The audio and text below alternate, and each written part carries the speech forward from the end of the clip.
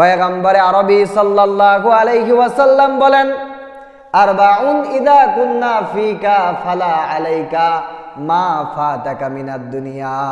হে আমার উম্মতেরা, তোমরা শুনে নাও, যদি তোমরা দুনিয়ার মধ্যে 4টা গুণ অর্জন করতে পারো, মা ফাতাকা মিনাদ দুনিয়া, দুনিয়া তোমার হাতছাড়া হবে না।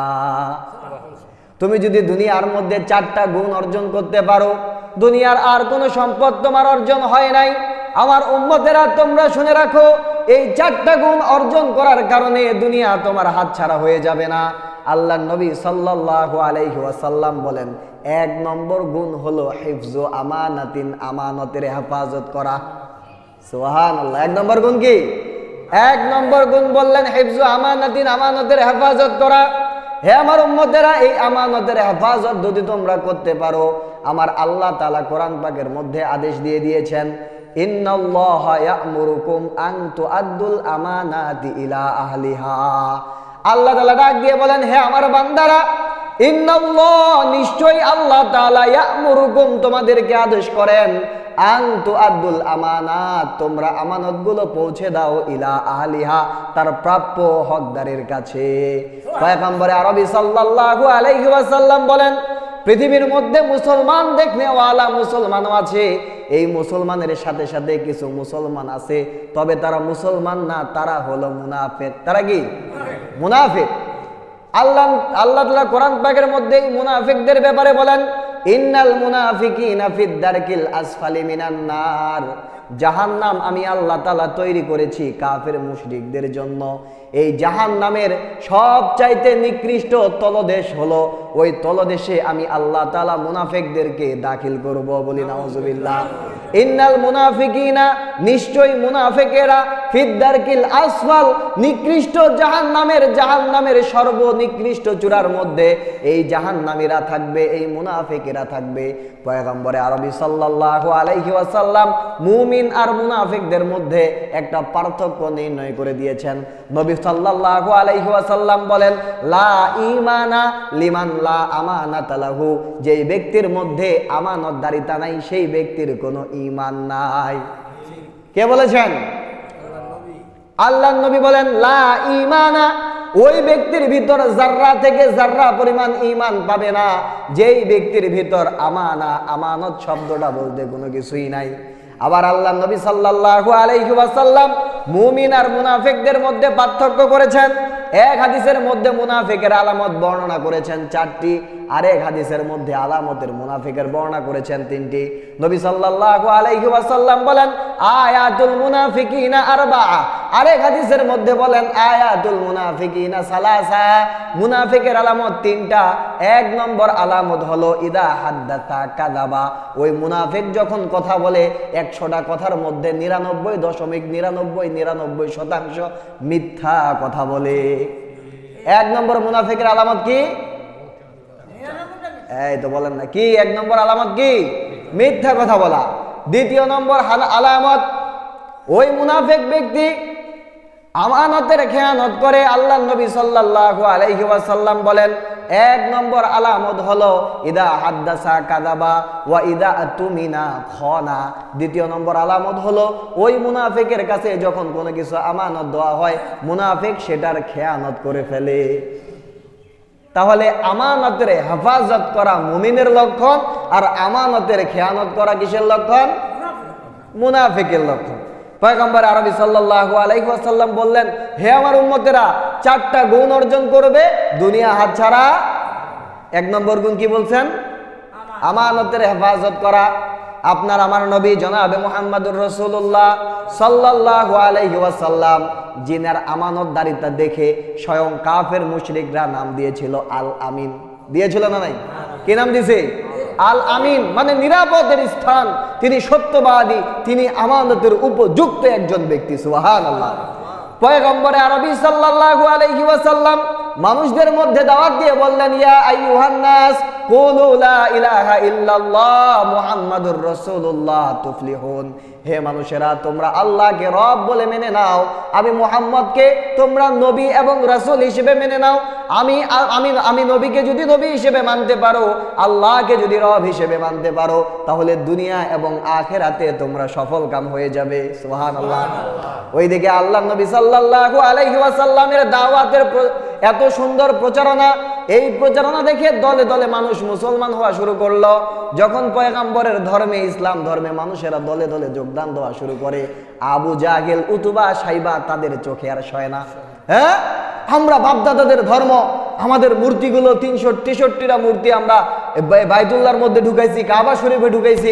আমাদের বাপদাদারা মূর্তি পূজা করে আসতো, আমরা মূর্তির সামনে মাথা নত করি। কোন মুহাম্মদ আমাদের মূর্তির বিরোধিতা করে, এই মুহাম্মদকে আর দুনিয়াতে টিকায় রাখবো না। দারুন নাদওয়ার মধ্যে পরামর্শ হইল, সকল গোত্রের কাফেররা একত্র হয়ে নবীর উপর হামলা করে নবীকে দুনিয়া থেকে বিদায় করে দিবে। বলি নাউজুবিল্লাহ। আল্লাহ তাআলা আদেশ দিয়ে দিলেন, ওগো পয়গম্বর, আপনি আর মক্কায় থাকবেন না। আমি আল্লাহ তাআলা আপনাকে আদেশ দিয়ে দিলাম, হিজরত করে আপনি চলে যান সোনার মদিনায়। আল্লাহ নবী সাল্লাল্লাহু আলাইহি ওয়াসাল্লাম দেখেন, ওই কাফেররা যারা দারুন নাদওয়ার মধ্যে নবীকে হত্যা করার জন্য সিদ্ধান্ত গ্রহণ করছিল, অথচ ওই দারুন নাদওয়ার কাফেররাই নবীর কাছে আমানত রেখেছে। সুবহানাল্লাহ। ওই দারুন নাদওয়ায় যে কাফের ছিল আবু জাহেল, উতবা, সাইবা, আবু জাহেল উতবার কাছে রাখে না। কেন? কয় উতবা হচ্ছে শয়তান, আমার টাকাটা মেরে দিবে। সুবহানাল্লাহ। উতবা আবার আবু জাহেলের কাছে আমানত রাখে না। কেন? কয় আবু জাহেল নাম্বার 1 শয়তান, আমার টাকা মেরে দিবে। তাহলে কার কাছে রাখা যায়? কয় আমাদের শত্রু মুহাম্মদ হইলেও ওই আলামিনের কাছেই আমানত রাখতে হবে। আল্লাহ নবীর কাছে আমানত রেখে দিয়েছে। আল্লাহ তাআলা আদেশ দিয়ে দিলেন, ওগো পয়গম্বর, আপনাকে হত্যা করার জন্য কাফেরেরা একত্র হয়েছে, আপনি আর মক্কায় থাকবেন না, আপনি চলে যান মদিনার মধ্যে হিজরত করেন। আল্লাহ নবী সাল্লাল্লাহু আলাইহি ওয়াসাল্লাম বলেন, ওরে আমার সাহাবী আলী, আমার কাছে কিছু আমানত আছে, আমি এই আমানতগুলো তোমার কাছে বুঝিয়ে দিলাম। আমি নবী মক্কা থেকে মদিনায় চলে যাব, তুমি এই আমানতগুলো কাফেরদের কাছে পূর্ণ করে দিবে। আমি যদি হইতাম, আপনাদের এলাকায় আমি আসছি, আপনারা আমাকে মারার চেষ্টা করতেছেন, আপনাদের টাকা পয়সা আমার কাছে, হ্যাঁ টাকা দিব না, নিয়ে দৌড় পালাবে না? নাই, আপনারা আমাকে মারবেন, আপনার টাকা আমি হেফাজত রাখবো, এমন বলবে না নাই সবাই? অথচ আল্লাহ নবী সাল্লাল্লাহু আলাইহি ওয়াসাল্লাম দেখায় দিলেন আমানতদারিতা কাকে বলে। এজন্য আল্লাহ তাআলা বলেন, ওয়া ইন্নাকা লা আলা খুলুকিন আযীম, ওগো মুহাম্মদ, আপনি উত্তম চরিত্রের অধিকারী একজন ব্যক্তি। আল্লাহ নবী সাল্লাল্লাহু আলাইহি ওয়াসাল্লামের চরিত্রের ব্যাপারে জিজ্ঞাসা করা হয়েছে আম্মা জান আয়েশা রাদিয়াল্লাহু তাআলা আনহাকে, আম্মা জান আয়েশা, আমার নবীর চরিত্রটা কেমন ছিল? ক্বালা কানা খুলুকুহু আল কুরআন। সুবহানাল্লাহ। নবীর চরিত্র ছিল কোরআন শরীফ। নবীর চরিত্র কি ছিল? কোরআন শরীফ আদেশ দেয়, আল্লাহ আদেশ দেয়, ইন্নাল্লাহা ইয়া'মুরুকুম আন তুআদ্দুল আমানাতি ইলা আহলিহা। আল্লাহ আদেশ দিয়েছেন তোমরা আমানতের হেফাজত, আমানতটা জায়গায় পৌঁছে দাও। কিন্তু আফসোসের বিষয়, আজকে যখন সমাজের মধ্যে দেখা যায় একটা সংসারের মধ্যে 4 ভাই, 2 ভাই, 3 ভাই, বোন আছে 1 জন, 2 জন, 3 জন, বাবা যখন ইন্তেকাল করেছে, বাবার ইন্তেকালের পরে সাথে সাথে ওই পরিবারের বড় ভাই যে তার কাঁধের মধ্যে দায়িত্ব আসে বাবার সম্পদগুলো প্রত্যেকটা ওয়ারিসের মধ্যে ভাগ করে দেওয়া। কিন্তু আজকে আপনারা আমার কয়জন আমার বাবার ইন্তেকালের পরে আমি আমার বাবার সম্পদগুলো আমার ভাই বোনদের মধ্যে সমান ভাগে ভাগ করেছি, এমন কয়জন ব্যক্তি আছে? তাহলে প্রথম পর্যায়ে আমরা ধরা খাইলাম। আমানত আছে? এই তো সত্য কথা বললে আবার অনেকে কষ্ট পাবে না। আপনার বাবার ইন্তেকাল হয়েছে, আপনার বাবার ইন্তেকালের সাথে সাথে আপনি যেই আপনার বোনের সম্পদ খাচ্ছেন সেটা আপনার জন্য খাওয়া জায়েজ। আল্লাহ তাআলা বলেন লিয-যাকারি মিসলু হাজ্জিল উনসাইন। আল্লাহ তাআলা কোরআন পাকের মধ্যে এই সম্পদ বন্টনের একটা বিধান দিয়ে দিয়েছেন। আল্লাহ তাআলা বলেন, বান্দা, তোমার বাবা যখন ইন্তেকাল করবে, তুমি ছেলে, তুমি সন্তান, তুমি পাবে 2 ভাগ, তোমার বোন পাবে 1 ভাগ। বোনকে দিছে কম, ছেলেকে দিছে বেশি। আল্লাহ তাআলা বলেন, আরে আমার বান্দা, আমি আল্লাহ তাআলা তোমার বিবেচনা করে তোমাকে 2 ভাগ দিয়েছি, তুমি ওই 2 ভাগেই সন্তুষ্ট থাকো। তোমার বোনের হক তুমি মেরে খেও। বোনের হক মেরে খাওয়া আমাদের সমাজের মধ্যে লোক আছে না নাই? তাহলে যারা খায় তাদের আমানত আছে না গেছে? যদি আমানত চলে গেছে, আল্লাহর নবীর হাদিস, লা ঈমানা লিমান লা আমানাতা লাহু, যেই ব্যক্তির আমানতদারিতা নাই সেই ব্যক্তির কি নাই? ঈমান নাই। এমনও চোখে, আমার চোখে দেখা এমনও ব্যক্তি আছে যে কোর্ট কাচারি করে 2 নম্বর দলিল বানায় বোনের সম্পদ আত্মসাৎ করেছে। ওই বোনগুলো বাড়িতে এসে বদদুয়া দিয়েছে, আল্লাহ তোমার বিচার করবে। এমন ব্যক্তি আপনারা দেখছেন না? নাই? স্বয়ং আমি 2 চোখে দেখেছি। আল্লাহ তাআলা বলেন, বান্দা তোমার যতটুকু প্রাপ্য, তোমার যতটুকু হক, তুমি ততটুকুই আদায় করো। আল্লাহ তাআলা বলেন, তোমাকে যেই অংশ আমি দিয়েছি তুমি সেটা ভক্ষণ করো, তোমার বোনের অংশ তুমি ভুলেও সেটা খাবে। হ্যাঁ, বোনের সাথে একটা চুক্তি করে যে বোন, যদি আমার কাছে বিক্রি করতে চাও বিক্রি করতে পারো, যদি অন্যের কাছে বিক্রি করতে চাও বিক্রি করতে পারো। আমাকে যদি 10 টাকায় বলো, বোন আমি 10 টাকায় পারবো না, আমি 5 টাকা দিব। আপনার আমার বোন কি এত জালেম যে দিবে না? বলবে যে আমার ভাইয়া তো খাবে, আরো 2 টাকায় দিবে, ঠিক কিনা? এখন আমরা মনে করি যে আমানত বলতে কি বোঝায়? আমানত বলতে কেউ আমার কাছে 10টা টাকা দিল, একটা গরু দিল বা একটা কিছু দিল, আমি এটাকে হেফাজত করে তার কাছে পৌঁছায় দেওয়া না। আল্লাহর নবী বলেন, আলা কুল্লুকুম রাঈন ওয়া কুল্লুকুম মাসউলুন আন রাইয়াতিহি। হে আমার উম্মতেরা, তোমরা জেনে রাখো, তোমরা প্রত্যেকেই হলে রাখাল, তোমরা প্রত্যেকেই জিজ্ঞাসাবাদ হবে। তুমি একজন পরিবারের কর্তা, তুমি বাবা, তোমার সন্তান তোমার কাছে আমানত। তুমি একজন স্বামী, তোমার স্ত্রী তোমার কাছে আমানত। তুমি একজন দাদা, তোমার নাতি তোমার কাছে আমানত। তুমি একজন শিক্ষক, তোমার ছাত্র তোমার কাছে আমানত। তুমি একজন মসজিদের সভাপতি, মসজিদের সবকিছুই তোমার কাছে আমানত। এই আমানতের হেফাজত তোমাকে করতে হবে। আমি আল্লাহ তোমাকে হাত দিয়েছি, এই হাতগুলো তোমার কাছে আমানত। এই হাত কাল কিয়ামতের ময়দানে তোমার বিরুদ্ধে সাক্ষ্য দিবে, তোমার পা তোমার বিরুদ্ধে সাক্ষ্য দিবে, তোমার জবান তোমার বিরুদ্ধে সাক্ষ্য দিবে, তোমার চক্ষু, তোমার ঠোঁট, তোমার প্রত্যেকটা অঙ্গ প্রত্যঙ্গ কাল কিয়ামতের ময়দানে তোমার বিরুদ্ধে সাক্ষ্য দিবে। আলিয়াউমা নাখতিমু আলা আফওয়াহিহিম ওয়া তুকাল্লিমুনা আইদিহিম ওয়া তাশহাদু আরজুলাহুম বিমা কানু ইয়াকসিবুন। আল্লাহ তাআলা বলেন, কাল কিয়ামতের ময়দানে আমি আল্লাহ তাআলা তোমার জবানের মধ্যে মোহর মেরে দিব, তোমার জবান দিয়ে জাররা পরিমাণ কথা বের হবে না। কাল কিয়ামতের ময়দানে আমি আল্লাহর কাছে তোমার হাত, তোমার পা, তোমার অঙ্গ প্রত্যঙ্গগুলো সাক্ষ্য দিবে। এটা কার কথা? আমার কথা? কথা কার? আল্লাহ তাআলার কথা। এজন্য 1 নম্বর হক আদায় করার কথা বললেন। আল্লাহর নবী বললেন, এই দুনিয়ার মধ্যে তোমরা 4টা গুণ অর্জন করতে পারলে দুনিয়া হাতছাড়া হবে না। এর মধ্যে 1 নম্বর গুণ হলো হিফজু আমানাতিন, আমানতের হেফাজত করা। কাজী আবু বকর একজন তাবেঈ ছিলেন রাহিমাহুল্লাহু তাআলা। আল্লাহ নবী সাল্লাল্লাহু আলাইহি ওয়াসাল্লামের জামানায় আল্লাহ নবী সাল্লাল্লাহু আলাইহি ওয়াসাল্লামের প্রতি ঈমান এনে সচক্ষে যারা নবীকে দেখেছে তারা হলো সাহাবী। তারা কি? সাহাবী। সাহাবী কাদেরকে বলা হয়? যারা আল্লাহর নবীর প্রতি ঈমান এনে সচক্ষে দেখেছেন তারা হলো সাহাবী। আল্লাহ নবী সাল্লাল্লাহু আলাইহি ওয়াসাল্লাম বলেন, আমার সাহাবী যারা আমাকে দেখে, যারা তাদের 2 নয়নে আমি নবীকে দেখেছে, আল্লাহ রব্বুল আলামিন তাদের উপর জাহান্নাম হারাম করে দিয়েছে। সুবহানাল্লাহ। এই সাহাবীদের পরের পর্যায়ে, সাহাবীদের পরের জেনারেশন যারা, তাদেরকে বলা হয় তাবেঈ। তারা কি? তাবেঈ। এই তাবেঈদের মধ্যে একজন ব্যক্তি নাম হলো কাজী আবু বকর রাহিমাহুল্লাহু তাআলা।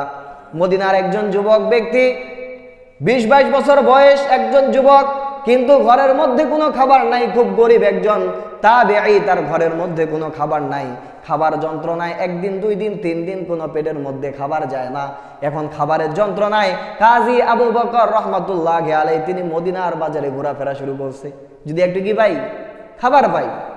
হঠাৎ করে মদিনার বাজারে ঘোরাঘুরি করতে করতে দেখে, হঠাৎ করে সামনে তাকায় দেখে একটা পুতলা, একটা সুন্দর করে একটা সাজানো গাড়ি টাকা রাখি না থলে, এই থলের মধ্যে কি যেন চকচক করতেছে।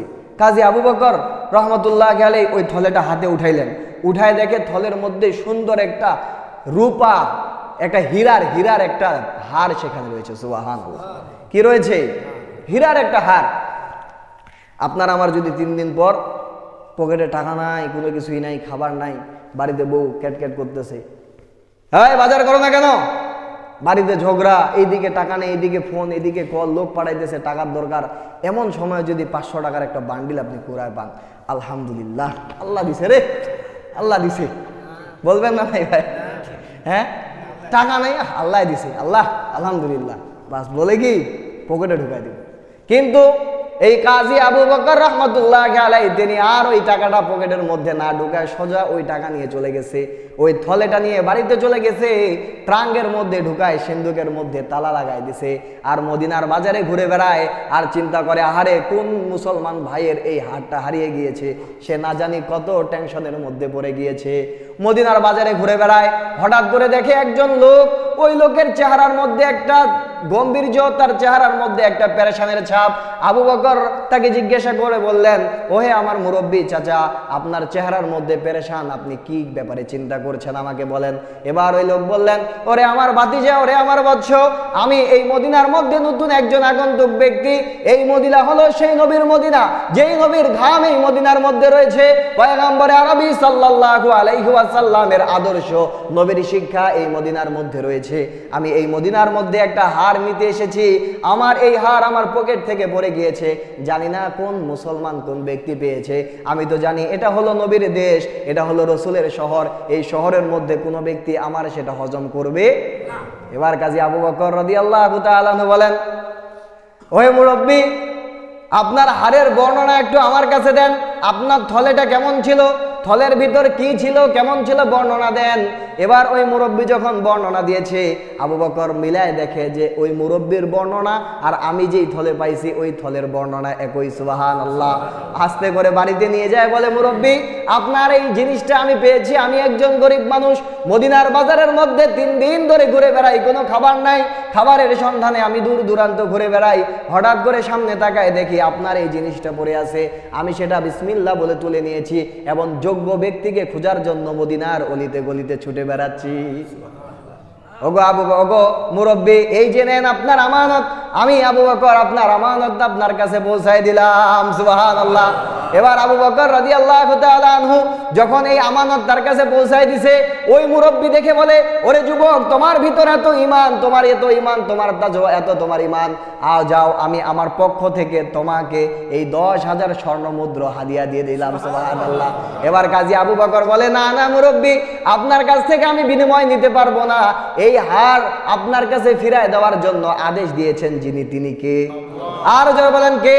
আল্লাহ তাআলা আমাকে আদেশ দিয়ে দিয়েছেন, ইন্নাল্লাহা ইয়া'মুরুকুম আন তুআদ্দুল আমানাতি ইলা আহলিহা। আল্লাহ তাআলা আদেশ দিয়ে দিয়েছেন, তোমার কাছে যে জিনিসটা আমানত রয়েছে ওই আমানত তুমি যোগ্য ব্যক্তির কাছে পৌঁছায় দাও। আমি আমার আল্লাহর হুকুম পালন করেছি, তোমার কাছ থেকে বিনিময় নিতে পারবো না। কেননা আমাকে বিনিময় যিনি দিবে তিনি কে? কে বিনিময় দিবে? আল্লাহ। ওই মুরব্বী যুবকের জন্য দোয়া করে দিয়েছে, চলে গেছে। কিছুদিন পর এই কাজী আবু বকর একটা সফরের মধ্যে বের হয়েছে, জাহাজের মধ্যে, ওই যে স্টিমার চলে লঞ্চে করে আরোহণ করেছে সমুদ্র ভ্রমণের জন্য। হঠাৎ করে সমুদ্রের মধ্যে তুফান উঠে গেছে, ঝড়ের মধ্যে তাদের ওই জাহাজটা ডুবে গেছে। তবে কাজী আবু বকর কেমনে কেমনে জানি একটা নদীর কিনারার মধ্যে, সমুদ্রের একটা কিনারার মধ্যে এসে পৌঁছে গেছে। মাথা উঠায় দেখে একটা জনপদের মধ্যে এসেছে, আস্তে আস্তে সামনের দিকে হেঁটে যায়, হেঁটে গিয়ে সামনে দেখে একটা মসজিদ। তিনি মসজিদের মধ্যে যাওয়ার পরে দেখে নামাজের ওয়াক্ত হয়ে গিয়েছে। তিনি মধুর সুরে ওই মসজিদে নববীর আজানের মতো আল্লাহু আকবারের ধ্বনি দেওয়া শুরু করছে। ওই এলাকার সমস্ত মানুষ দৌড়ায় আসা শুরু করছে। এটা কোন ব্যক্তির জবানের আওয়াজ, তার চেহারাটা একটু দেখতে চাই। দৌড়ায় এসেছে, কে আজান দেয় এত মধুর সুরে? ইতিপূর্বে আমাদের কাছে এমন আজান আর কেউ দেয় নাই। সুবহানাল্লাহ। দৌড়ায় আসে দেখে একজন যুবক ব্যক্তি, তাকে বলে, ও যুবক, তুমি কোথা থেকে এসেছো? সে বলে, আমি মদিনার নবীর শহর থেকে এসেছি। এবার বলে, যুবক, তুমি এখানে কিভাবে আসলে? তার ঘটনা বর্ণনা করলো যে আমি সমুদ্র ভ্রমণে বের হয়েছিলাম, আমার জাহাজ ডুবে গিয়ে আমার সাথীরা মারা গেছে, আল্লাহ সুবহানাহু ওয়া তাআলা তার করুণ দয়ায় আমাকে আপনাদের কাছে পৌঁছাইছেন। সুবহানাল্লাহ। এবার ওই লোকেরা বলে, তুমি যেই জায়গায় এসেছো এটা আল্লাহ তাআলার ইশারা ছিল। আমাদের এই মসজিদের ইমাম কিছুদিন আগে ইন্তেকাল করেছে, আমাদের মসজিদে কোনো ইমাম নাই। সুবহানাল্লাহ। আমরা চাই তুমি যেহেতু এই জায়গায় এসেই গেছো, তুমি ওই মদিনার শহর, তুমি নবীর শহর দেখে এসেছো, ওই নবীর কোরআন এবং হাদিসের বাণীগুলো আমাদেরকে শিখাবে, আর আমাদের মসজিদে তুমি ইমামতি করবে। সুবহানাল্লাহ। চাকরি দিয়েছেন কে? আল্লাহ দিয়ে দিয়েছেন চাকরি। এবার ওই যুবক মদিনা থেকে ওই যুবক আবু বকর তিনি নামাজ পড়াচ্ছেন। যুবক মানুষ, এলাকার মানুষেরা চিন্তা করে আমাদের সমাজের মধ্যে একজন যুবক মানুষ আমাদেরকে নামাজ পড়ায়, তার বিবাহ বন্ধনের ব্যবস্থা করে দেওয়ার দায়িত্ব কার? আপনাদের না? কারণ আপনাদের যদি একটা যুবক ইমাম নিয়ে আসেন, তার বিবাহের দায়িত্ব কে? আপনাদের না? সবাই মিলে পরামর্শ করলো, আমাদের এই অত্র এলাকার মধ্যে সবচাইতে আবেদা তহেরা আল্লাহ ওয়ালা যেই মহিলা, তার সাথেই আমরা আবু বকরকে বিয়ে দিব। সুবহানাল্লাহ। আবু বকরকে বিয়ে দেওয়ার জন্য প্রস্তাব দিছে। আবু বকর বলেন, আমি তো যুবক মানুষ, আল্লাহর নবী বলেছেন আর নিকাহু মিন সুন্নতি ফামান রাগিবা আন সুন্নতি ফালাইসা মিন্নি। বিবাহ হলো নবীর সুন্নত, যে ব্যক্তি এই সুন্নত মানবে না সে নবীর অনুসারী হতে পারবে। সুতরাং আমি বিবাহ করব, আমি যুবক মানুষ, আমার বিবাহের দরকার আছে। বিবাহ বন্ধনে আবদ্ধ হয়ে গেছে, বলি সুবহানাল্লাহ। বাসর ঘরে স্বামী যখন স্ত্রীর কাছে গেছে, স্ত্রীর বুকের যখন ওড়নাটা তুলছে, তুলে স্ত্রীর চেহারার দিকে তাকায় না, স্ত্রীর গলার দিকে তাকায় আছে। সুবহানাল্লাহ। এবার স্ত্রী মনে মনে চিন্তা করে যে এলাকার লোক সবাই বলল যে এই আবু বকর সেই নবীওয়ালা শহর থেকে এসেছে, এত ভালো একজন ব্যক্তি, সে তো একজন লোভী ব্যক্তি, আমি দেখি তার আমার চেহারার দিকে না তাকায়, সে আমার অলংকারের দিকে তাকায় আছে। এবার হঠাৎ করে বলে ফেললো, আবু বকর প্রাণের স্বামী, আপনি আমার চেহারা থেকে ওড়নাটা তুলে দেওয়ার পরে আমার চেহারার দিকে তাকাইলেন না, আমার গলার দিকে আপনি তাকাই আছেন কেন? এবার আবু বকর, কাজী আবু বকর রহমতুল্লাহি আলাইহি বলেন, ওগো আমার প্রাণের স্ত্রী, আমি আমার প্রশ্নের উত্তর পরে দিচ্ছি, আগে আমাকে বলো তোমার ওই গলার মধ্যে যে হারটা দেখা যায়, ওই হারটা তুমি কোথায় পেলে? সুবহানাল্লাহ। বাড়িতে যা বলবেন, ওই হারটা তুমি কোথায় পেলে? এবার ওই মেয়ে বলে, আমার বাবা একজন বৃদ্ধ ব্যক্তি ছিল, আমার বাবা আমাকে একটা উপহার দেওয়ার জন্য সুদূর মদিনা থেকে আমার বাবা আমার জন্য এই হারটা নিয়ে এসেছে। তবে আমার বাবা যখন এই হারটা নিতে যায়, আমার বাবা হারটা হারিয়ে ফেলেছিল। তিনি আমাকে বলেছে ওই মক্কার মধ্যে, ওই মদিনার মধ্যে একজন যুবক আছে আবু বকর নামের, ওই যুবক এতই আল্লাহওয়ালা, আমাকে বারবার বলতো, ওরে আমার কন্যা, আমি যদি আবু বকরের সাথে তোমাকে বিবাহ দিতে পারতাম তাহলে আমার মনের মধ্যে একটু শান্তি পাইতাম, আমার মনের মধ্যে আশা আমি মৃত্যুর পূর্বে যেন আমি তোমাকে ওই আবু বকরের সাথে বিবাহ দিতে পারি। আমার বাবা এই হারটা হারিয়ে ফেলেছিল, একজন যুবক মক্কার পেয়েছিল, ওই মদিনার যুবক হারটা পেয়ে তার কাছে ফিরাই দিয়েছিল, আমার বাবার কাছে ফিরাই দিয়েছে, এটাই হলো সেই হার। এবার কাজী আবু বকর চোখের পানি ফেলে দিয়ে বলে, এ আমার স্ত্রী আর কেউ না, সেই যুবক কেউ না, আমি হলাম সেই যুবক যিনি তোমার বাবার কাছে হারটা ফিরাই দিছে। সুবহানাল্লাহ। এবার ওই স্ত্রী তার গলা থেকে হার খুলে দিয়ে বলে, স্বামী এই হারটা আমি আপনাকে হাদিয়া দিয়ে দিলাম, চাইলে এটা আপনি বিক্রি করে অর্থগুলো আপনার কাছে রাখতে পারেন, চাইলে আপনি এটা আমাকে হাদিয়া দিতে পারেন, চাইলে এটা আপনি নিজের কাছেও রাখতে পারেন। আমানতের হেফাজত করেছেন, আল্লাহ নবী আমানতের হেফাজত দেখিয়ে দিয়েছে, সাহাবীরা আমানতের হেফাজত দেখিয়ে দিয়েছে, তাবেঈরা আমানতের হেফাজত দেখিয়ে দিয়েছে। কিন্তু আজকে আমরা নামধারী মুসলমান, আমাদের চেহারার মধ্যে মুসলমানের সূরত, আমাদের কাপড়ের মধ্যে নবীর সূরত, কিন্তু আমাদের ভিতরে আমানতদারিতা বলতে যাররা পরিমাণ। তাহলে তু কুজাওয়ার সুন্নতে আহমদ কুজা, তু কুজাওয়ার সুন্নতে আহমদ কুজা, বা মুহাম্মদ কাইবুয়াদ নিসবত তুরা। তুমি কোথায় আর তোমার নবীর সুন্নত কোথায়? তোমার নবীর সুন্নত একদিকে আর তুমি একদিকে, নবীর আদর্শ তোমার জীবনের মধ্যে ধারণ করো না, কাল কিয়ামতের ময়দানে নবীর সামনে তুমি কিভাবে দাঁড়াবে? ও আমার বান্দারা, ও আমার উম্মতেরা, তোমরা একবার চিন্তা করো। अरे अकेल ना हो गाफिल, तुझे दुनिया से जाना है, तुझे एक दिन खुदा के सामने अपना मुख दिखाना है। शायर बोलेन, हेरे একজন আকেল ব্যক্তি, তোমাকে আল্লাহ তাআলা বিবেক দিয়েছে, আল্লাহ তাআলা বলেন ফাআলহামাহা ফুজুরহা ওয়া তাকওয়াহা, আমি বান্দাকে ভালো মন্দ বিবেচনা করার জ্ঞান দিয়েছি। আরে আকেল, তোমার ভিতর জ্ঞান আছে, তোমার কাপড়টা ময়লা হলে হুইল দিয়ে সাবান দিয়ে ধুইতে হয়, সেই জ্ঞান তোমার ভিতর আছে। তোমার ক্ষুধা লাগলে তরকারিটা আগুনের মধ্যে তেল মশলা দিয়ে রান্না করতে হয়, সেটাও তোমার জানা আছে। কিন্তু তোমাকে যে রবের সামনে কাল কিয়ামতের ময়দানে দণ্ডায়মান হতে হবে, সেই খেয়াল কি তোমার ভিতর নাই? সেই খেয়াল কি নাই? কাল কিয়ামতের ময়দানে রবের সামনে দাঁড়াইতে হবে। মনে আছে আমরা কোন আলোচনা করতেছিলাম? আরবাউন ইযা কুন্না ফিকা ফালা আলাইকা মা ফাতাকা মিনাদ দুনিয়া। তুমি যদি দুনিয়ার মধ্যে 4টা গুণ অর্জন করতে পারো, দুনিয়া তোমার হাতছাড়া হবে। 1 নম্বর গুণ কিসের? 1 নম্বর কি? আমানতের হেফাজত করা। আমানতের হেফাজত করার জন্য আমরা প্রস্তুত আছি তো ইনশাআল্লাহ? আমানতের হেফাজত করতে হবে। কেন আমানতের হেফাজত করব? কারণ আমানতের হেফাজত করলেই মুমিন, না করলে মুনাফিক। না করলে কি? মুনাফিক। আল্লাহ নবী সাল্লাল্লাহু আলাইহি ওয়াসাল্লাম বলেন, এই 4টা গুণের মধ্যে প্রথম গুণ হলো আমানতের হেফাজত করা, দ্বিতীয় নম্বর গুণ হলো সিদকু হাদিসিন, সত্য কথা বলা। সুবহানাল্লাহ। দ্বিতীয় নম্বর গুণ কি ভাই? সত্য কথা বলা। বলেন 1 নম্বর গুণ কি? 2 নম্বর গুণ কি? সত্য কথা বলা। এখন আমরা কথায় কথায় মিথ্যা, কথায় কথায় মিথ্যা। আসসালামু আলাইকুম ভাই, কোথায় আছেন? আছে কিন্তু পঞ্চগড়ে, এই জগদল চলে আসছে। এটা তো একদম আম মিথ্যা, মিথ্যার উপর মিথ্যা। আল্লাহ নবী সাল্লাল্লাহু আলাইহি ওয়াসাল্লাম বলেন, আসিদকু ইউনজি ওয়াল কিযবু ইহলিক। বান্দা তোমরা শুনে নাও, সত্য তোমাকে মুক্তি দিবে আর মিথ্যা তোমাকে ধ্বংস করে দিবে। এজন্য দুনিয়ার মধ্যে সত্যবাদী হইতে হবে। যদি তোমার জবান দিয়ে সত্য কথা বের হয়, তুমি যদি মিথ্যা পরিহার করো, আল্লাহ রব্বুল আলামিন তোমার উপর খুশি হয়ে যাবে। আল্লাহ সুবহানাহু ওয়া তাআলা দুনিয়া তোমাকে পাইয়ে দিবে। সুবহানাল্লাহ। সত্যবাদী হইলে কেমন লাভ? একটা মিথ্যা ছাড়া, মিথ্যা নামক একটা গুনাহ ছেড়ে দিলে কতটা অন্তরের মধ্যে নূর পয়দা হয়। আপনাদেরকে একটা ঘটনা শুনলেই আপনারা বুঝবেন। মানাকেবে ইমামে আজম আবু হানিফা রহমতুল্লাহি আলাইহি থেকে একটি ঘটনা। ইমামে আজম আবু হানিফা রহমতুল্লাহি আলাইহি হাজার হাজার ছাত্রদেরকে দরস দিচ্ছেন। এমন সময় ওই এলাকার একজন দুষ্ট ব্যক্তি, একজন খারাপ ব্যক্তি এসে বলে, ওগো ইমাম আবু হানিফা, আজ থেকে তুমি হলে আমার বন্ধু, আমি হলাম তোমার বন্ধু। সুবহানাল্লাহ। আসছে ইমামে আবু হানিফা রহমতুল্লাহি আলাইহি, জামানার ইমাম, দরস দিচ্ছেন। আসে বলতেছে, খারাপ ব্যক্তি আসে বলতেছে কি, আজ থেকে তুমি আমার ফ্রেন্ড, আমি তোমার ফ্রেন্ড, আমরা দুইজনে আজকে থেকে বেস্টু। ভালো কথা। এখন ছাত্ররা বলে, হ্যাঁ এত খারাপ লোক, তিনি আসছে আমাদের হুজুরের সাথে বন্ধুত্ব করতে। ইমামে আজম আবু হানিফা বলে, হ্যাঁ তুমি দুনিয়ার মধ্যে এমন কোনো খারাপ কাজ নাই যেটা তুমি করো না।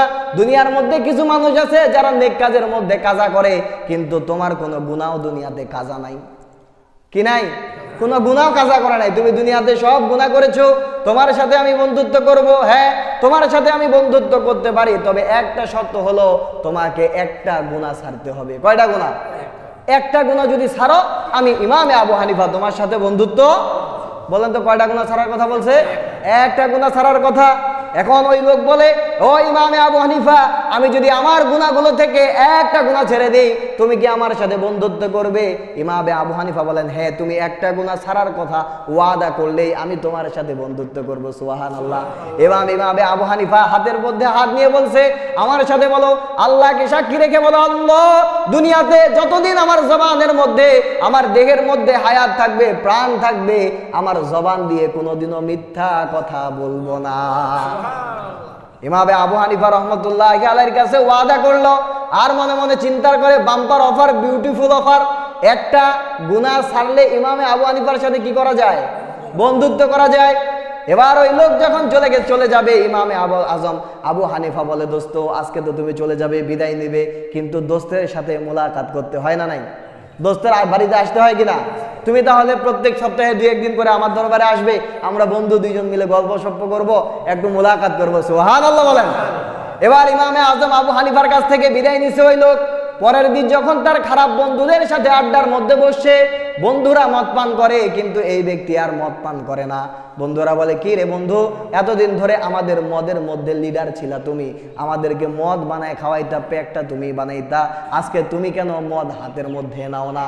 সে বলে যে আজকে থাক, আজকে খাবো না, আগামীকালকে দেখা যাবে। আগামীকালকে আবার মদের আসরের মধ্যে বসে, মদের আসরে বসার পরে বন্ধুরা জিজ্ঞাসা করে, কি ব্যাপার, গতকালকেও মদ খাইলে না, আজকেও তুমি মদ খাও না? সে বলে, আমার ভালো লাগতেছে না, আগামীকাল খাবো। আবার আগামীকাল যখন মদের আসরে বসছে, এবার বন্ধুরা বলে, কি ব্যাপার, তুমি 2 দিন যাবত আমাদের সাথে মদ খাও না, তোমার সমস্যা কি? আমরা তো আগে একসাথেই মদ খাইতাম, আড্ডা দিতাম, হঠাৎ করে তুমি মদ ছেড়ে দিচ্ছ, তোমার কারণটা কি? এবার ওই লোক বলে, আগামীকাল সোমবার ইমাম আবু হানিফার সাথে আমার দেখা করার একটা ডেট আছে। সুবহানাল্লাহ। আমি ইমাম আবু হানিফার সাথে দেখা করব। তিনি হলেন জামানার একজন ইমাম, এত বড় আল্লাহ ওয়ালা আমার বন্ধু। তিনি শুধু এক জায়গায় বসে থাকে না, হাজার হাজার ওই নবীর ওয়ারিসগণ, হাজার হাজার তালেবে ইলমগণ তিনার সামনে বসা থাকে। আমি যখন আমার বন্ধুর সাথে দেখা করতে যাব, আমার বন্ধু যদি আমাকে জিজ্ঞাসা করে, ও আমার প্রাণের বন্ধু, তুমি কি এই 3 দিন যাবত কোনোদিনও মদ খাইছো কিনা? এতজন নায়েবে নবীর সামনে আমি কিভাবে স্বীকার করব, বন্ধু আমি মদ খাইছি? আমি যদি এই কথা স্বীকার করি, আমি যদি সেখানে এই কথা স্বীকার করি, আমার বন্ধুর তো ইজ্জত থাকবে না, আমি তার সাথে বন্ধুত্ব বজায় রাখবো না। আবার আমি আমার বন্ধুর সাথে ওয়াদা করছি, আমি দুনিয়াতে কোনোদিনও মিথ্যা কথা বলতে। সুতরাং মদ খায় যায় বলতে পারবো না যে মদ খাই নাই, আবার মদ খেয়ে যায় বলতে পারবো না যে মদ খাইছি, কারণ তার সামনে অনেকজন নায়েবে নবী বসা। সুবহানাল্লাহ।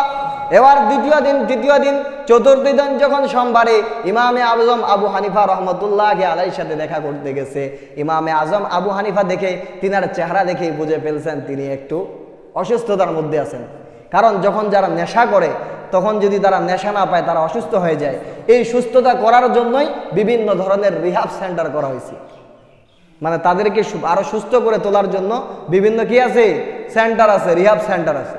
তো ইমামে আজম আবু হানিফা রহমতুল্লাহ আলাই এত বড় একজন কামেল ওলি, তিনি যখন বন্ধুর চেহারা দেখছে, বন্ধুকে জিজ্ঞাসা করে, বন্ধু তোমার চেহারার মধ্যে এত দুর্বলতার ছাপ কেন, তোমার চেহারার মধ্যে অসুস্থতার ছাপ কেন? বন্ধু তুমি সত্যি করে বলো তো, তুমি কি গত 3 দিন যাবৎ মদ পান করো নাই? সুবহানাল্লাহ। এবার ওই বন্ধু বলে, বন্ধু তোমার কাছে আসবে বলে আল্লাহর কসম আমি গত 3 দিন যাবৎ মদ পান করি নাই, আমি মদ পর্যন্ত ছুঁয়ে দেখি নাই। এই কথা বলার সাথে সাথে ইমামে আজম আবু হানিফা রহমতুল্লাহ আলাইহি তার বন্ধুকে জড়ায় ধরছে। সুবহানাল্লাহ।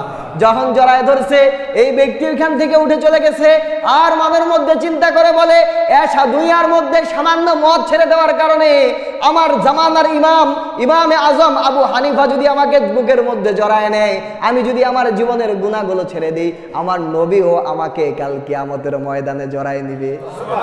আমি আর দুনিয়ার মধ্যে গুনাহ করতে পারবো না, যেহেতু সামান্য কিছু নায়েবে নবীদের সামনে আমি মদ খাওয়ার গুনাহ স্বীকার করতে যদি এত ভয় পাই, কাল কিয়ামতের ময়দানে আল্লাহ তাআলা যখন তার সিংহাসন, রাজ সিংহাসন কায়েম করবেন, আল্লাহ তাআলা বলবেন, আনাল জাব্বার, আমি আল্লাহ তাআলা হইলাম পরাক্রমশালী। হে দুনিয়ার গুনাহগারেরা, হে দুনিয়ার অবাধ্যরা, তোমরা কোথায়? আমি আল্লাহ তাআলা তোমাদেরকে জাহান্নামের জন্য প্রস্তুত করেছি। ওই কাল কিয়ামতের ময়দানে বাবা আদম থেকে নিয়ে পয়গম্বরে আরবি পর্যন্ত সমস্ত নবী ওই সিরিয়ালের মধ্যে থাকবে। বাবা আদম থেকে নিয়ে কিয়ামত পর্যন্ত প্রত্যেকটা মানুষ উপস্থিত থাকবে। এতগুলো উপস্থিত মানুষের সামনে আমি কিভাবে নিজের গুনাহ স্বীকার করব? সুবহানাল্লাহ। এই একটা মিথ্যা কথা ছাড়ার ফলে তার মনের মধ্যে এতটাই পরিবর্তন এসেছে, সে আল্লাহর কাছে তওবা করেছে। আল্লাহর কাছে তওবা করে বলে, আল্লাহ দুনিয়াতে যত গুনাহ করেছি আর জীবনে কোনো গুনাহ করব না, আল্লাহ আমাকে ক্ষমা করে দাও। আর আল্লাহ তাআলা এটাই চায়। আল্লাহ বলে, বান্দা দুনিয়ার মধ্যে জানো নি আমি কাকে বেশি পছন্দ করি? যেই বান্দাগুলো দুনিয়াতে গুনাহ করার পরে আমি আল্লাহর কাছে ক্ষমা চাই, আমি আল্লাহ তাআলা তাদেরকে পছন্দ করি। ইন্নাল্লাহা ইউহিব্বুত তাওয়াবিন ওয়া ইউহিব্বুল মুতাতাহহিরিন। আল্লাহ তাআলা বলেন, আল্লাহ তাআলা যারা তওবা করে তাদেরকে পছন্দ করে। কেমন পছন্দ করে? বান্দা যখন খাঁটি অন্তরে আল্লাহর কাছে তওবা করে, আল্লাহ বলে, বান্দা আমি তোমার তওবা কবুল করে নিলাম। শুধু তোমার তওবা কবুল করি নাই, তোমার বিগত জীবনের যত গুনাহ আছে আমি ওই গুনাহগুলোকে নেক আমলে পরিবর্তন করে দিলাম। আগে আপনার 100 বস্তা ছিল গুনাহ, ওই 100 বস্তা এখন কি হয়ে গেছে? নেকি হয়ে গেছে। সুবহানাল্লাহ। ওই বান্দা আল্লাহর কাছে এতটাই তওবা করেছে, তিনি একজন কামেলে ওলি হয়ে কবরে চলে গেছে। সুবহানাল্লাহ। বলেন তো কয়টা গুনাহ ছাড়ার কারণে? সেই গুনাহটা কি? মিথ্যা কথা। আমরাও কি মিথ্যা কথা ছাড়ার জন্য ওয়াদা করতে পারি? হাত দুইটা উঠায় দেখান, বলেন, আল্লাহ আমাকে তৌফিক দাও আমার জবান দিয়ে আর জীবনেও যেন কোনো মিথ্যা কথা বের না হয়। বলেন আমিন। ওয়াদা করায়নি, ওয়াদা চাওয়াইছি আল্লাহর কাছে, তৌফিক চাওয়াইছি। কারণ ওয়াদা করার পরে যদি আবার ভেঙে যায় তাহলে কি হয়ে যাবো? আমরা মুনাফিক হয়ে যাবো। আর একটা মাসালার সাথে সাথে জানেনি, 3 জায়গায় মিথ্যা কথা বলা জায়েজ। বলেন কয় জায়গায়? 3 জায়গায়। কারণ মিথ্যা কথা বলা জায়েজ পর্যায়টাতে দেখতে হবে। কয় জায়গায়? 3 জায়গায়। 1 নম্বর হলো স্বামী স্ত্রী, স্ত্রী স্বামীর মন খুশি করার জন্য অথবা স্বামী স্ত্রীর মন জোগানোর জন্য মিথ্যা কথা বলা জায়েজ। স্বামী অনেক কষ্ট করে খেটে মেটে কিছু খাবার পাইছে, অল্প খাবার, এখন সে চাচ্ছে যে এই খাবারটা কাকে খাওয়াবে? স্ত্রীকে খাওয়াবে। স্ত্রী খাইলে স্বামীর মন খুশি। এখন বাড়িতে যা বলতেছে, স্ত্রী তুমি এটা খাও। কয় আপনি খাইছেন না? কয় হ্যাঁ আমি পেট ভরে খাই আসছি। সে কি খাই আসছে? কিন্তু আসে কি বললো? কেন? স্ত্রীকে খাওয়ানোর জন্য। খাইলে স্ত্রীর মন খুশি থাকবে। এই ক্ষেত্রে মিথ্যা বলা কি জায়েজ আছে। 2 নম্বর, 2 ব্যক্তির মধ্যে ঝগড়া, মারামারি, 2 জন মুসলমান, তাদের মধ্যে একটা বিষয় নিয়ে ঝগড়া লাগছে। এখন আপনি যাই বললেন, কিরে তুই যে ওর সাথে ঝগড়া করিস, ওই বাজারে তোর ব্যাপারে কি বলে জানিস? কয় উনি আমার বড় ভাই, আমার খুব কাছের বড় ভাই।